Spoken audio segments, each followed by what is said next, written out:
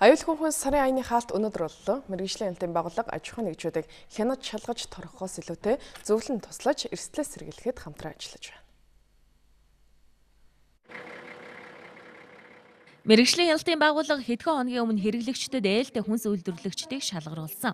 Өөрөөр хэлбэл үлгэр жишээ аж ахуйн нэгжүүдийг тодруулан урамшуулж, тэднээр дамжуулан эрсдэлтэй аж ахуйн нэгжүүдийн тоог цөөлөхийг зорж байгаа юм байна. Аюулгүй хүнс сарын аяны хүрээнд ISO 22000-2005 стандартыг нэвтрүүлсэн Trust Trade компанитай хамтарч махан бүтээгдэхүүн үйлдвэрлэгч 30 гаруй аж ахуйн нэгжийн төлөөлөлд тус стандартын ач холбогдлын талаар сургалт зохион байгуулсан юм.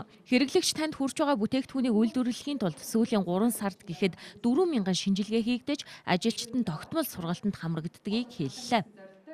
Таны тэр итгэл үнэмшил, таны тэр сонголтыг чинь энэ стандарт өөрөө баталгаажуулаад өгч чинь гэж ойлгож байна.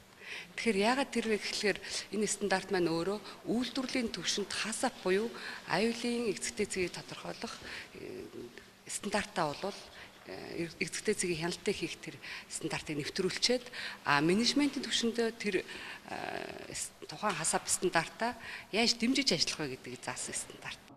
Аюулгүй хүн сарын аянд нийслэлийн хэмжээнд 1000 гаруй аж ахуйн нэгж хамрагдсан байна. За өмнө нь мэргэжлийн хяналтын байгууллага төлөвлөгөөт бус шалгалт хийдэг байсан бол одоо энэ бүхэн өөрчлөгдөж зөвлөн туслахыг зорж байгааг хэллээ.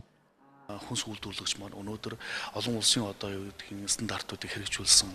За мөн хэрэглэгчд одоо өндөр одоо санал авч байгаа. Мөн одоо тухайн мэргэжлийн хяналтын байгууллагаас жилбэр хийж хяналт шалгалтанд бага эрсдэлтэй үнэлэгдэж байгаа ч гэдэг юм уу.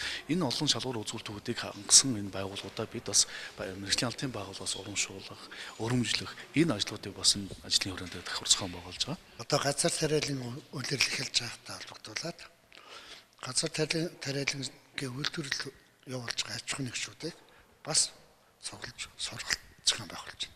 Энэ хөлсний аюулгүй хүнс сарын аяны хүрээнд 21 аймаг нийслэлийг хамруулад бүх үйлдвэр үйлчлэгээ эрхлэгч аж ахуйн нэгжүүдийг бүгдийг хамруулж одоо энэ арга хэмжээг зохион байгуулахад ийм л зорилт тавьж ажиллана.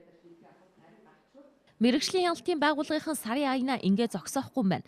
Бүтээн байгуулалтын улирал эхэлж байгаа учраас дэд бүтцийн салбарт аянаа үргэлжлүүлнэ. Цаашид байгаль орчин, геолог, уул уурхайн чиглэлээргээд салбар бүрт хэрэгжих юм байна.